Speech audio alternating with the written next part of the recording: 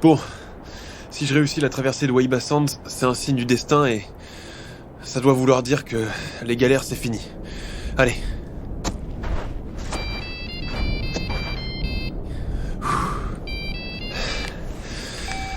Oui, Amal ? C'est bon, c'est signé.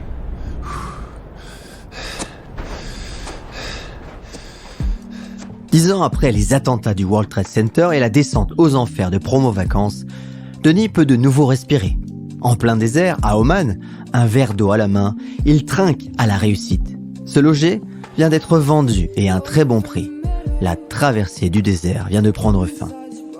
Je vous raconte aujourd'hui l'histoire de Denis Chalumeau, un serial entrepreneur et business angel de l'internet français qui, d'échec en réussite, a décidé de se retirer du milieu entrepreneurial pour mieux se préparer à la fin du monde. Bienvenue sur Il était une fois l'entrepreneur, le podcast où je vous raconte les histoires des entrepreneurs. Car oui, entreprendre est toute une histoire. Je m'appelle Laurent Broin et ce podcast est produit par Inspire Média. Après la vente symbolique de Promo Vacances à la société Caravelle, Denis est au plus bas. Pour continuer l'aventure Se Loger, Denis, Amal et Vincent doivent réinjecter de l'argent sur leurs fonds propres. Denis vend donc sa propriété familiale de Saint-Malo. C'est un coup dur pour sa famille. Puis arrive le plus difficile. Denis doit licencier 35 salariés et parmi eux, nombreux sont des amis proches. Il a honte. Mais il n'a pas vraiment le choix s'il veut retrouver la stabilité financière de l'entreprise. L'effort paie. Et Se Loger sort du rouge mi-2002. Sauf que Denis, lui, broie du noir. Il plonge dans une sévère dépression. Tu vois, Corinne, j'aurais jamais dû leur faire confiance. Tout ça, c'est de la faute de la filiale agence de voyage. C'était des incapables, je le savais. Et la directrice générale, j'aurais dû la virer dès le début. Denis, chérie, je sais que c'est dur, mais on ne peut pas tout prévoir dans la vie. Le 11 septembre, personne ne pouvait le prédire. Alors tout ça, c'est de la faute de Ben Laden. Oui, voilà, c'est ça. C'est Ben Laden. C'est bien. Au moins, t'auras quelqu'un sur qui taper maintenant. Finalement, après quelques temps, Denis prend peu à peu du recul. Grâce à l'aide de sa femme, Corinne, et d'une thérapie, il fait face et se reconstruit. Il commence même à reconnaître ses torts. Avec Promo Vacances, le groupe avait construit un modèle en flux tendu. Certes, ils ont engrangé beaucoup d'argent en devenant tour opérateur, mais ils n'avaient pas les compétences du métier. À la moindre crise, tout pouvait s'écrouler. Et le 11 septembre 2001 est arrivé. Cet échec, il doit le transformer en enseignement. Il veut rebondir. Sa vie de famille en dépend. Celle de Se Loger aussi.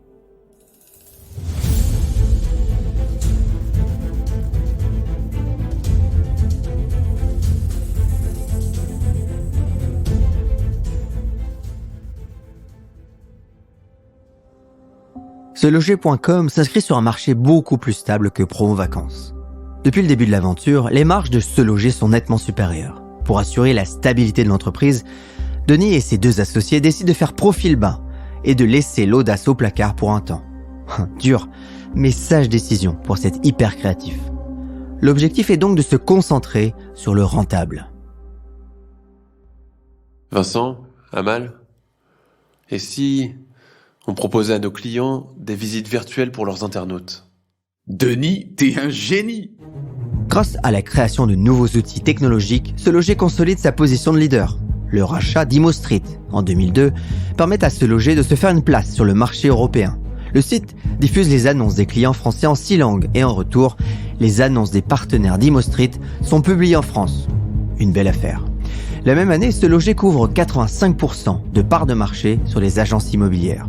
En 2004, avec la Chambre des notaires d'Île-de-France, Se Loger lance le site lacotimo.com pour estimer gratuitement la valeur d'un bien immobilier.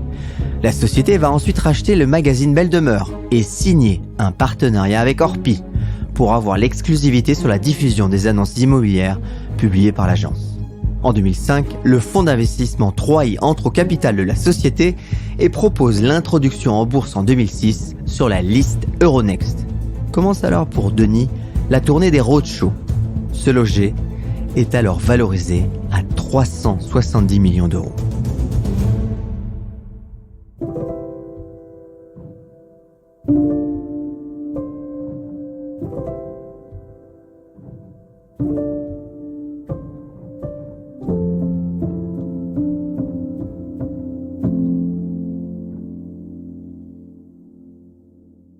Je m'ennuie, Corinne. Depuis l'introduction en bourse, j'ai l'impression de tourner en rond. Les guidances, ça me gonfle.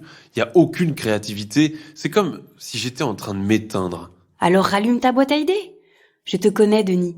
Je suis sûre que tu en as déjà une qui te trotte dans la tête.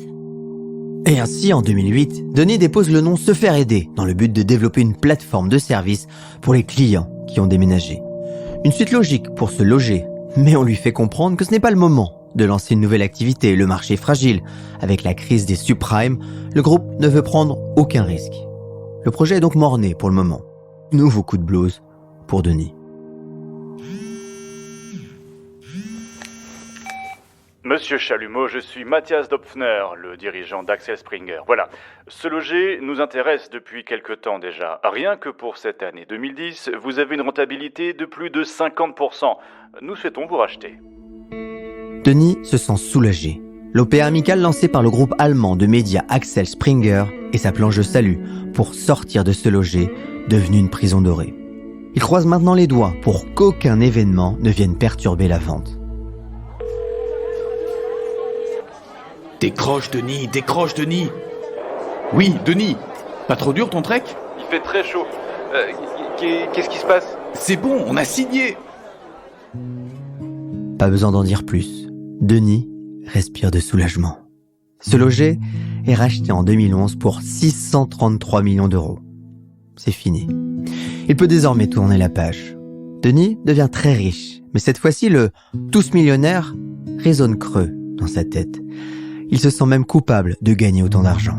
Tu sais, chérie, tu as maintenant le temps de faire ce que tu aimes, aider les autres. Il lance enfin sefairaider.com et fonde OpenNooks.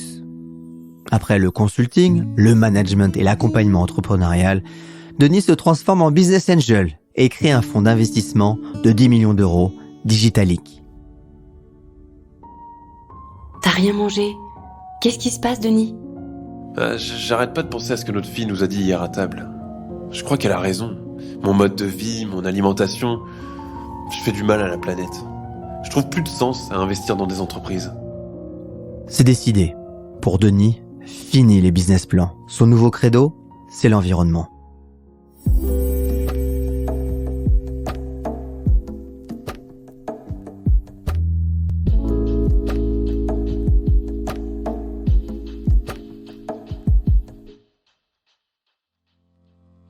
Corinne, tu savais qu'on peut purifier l'eau souillée ? L'atelier était incroyable, j'ai appris à faire un filtre charbon. Denis a radicalement changé son mode de vie. Avec sa famille, il vend tous ses biens à la recherche d'une vie plus frugale. Il veut accompagner le changement du monde avec des projets coup de cœur, comme la création d'un écolieu vinicole participatif. Et en parallèle, il s'inscrit à des stages pour apprendre à survivre face au dérèglement climatique. Ainsi, il se prépare à l'effondrement du monde. Mais ça, c'est une autre histoire.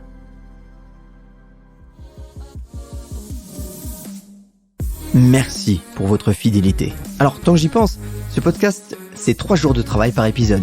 Évidemment, tout ce travail, c'est une équipe derrière.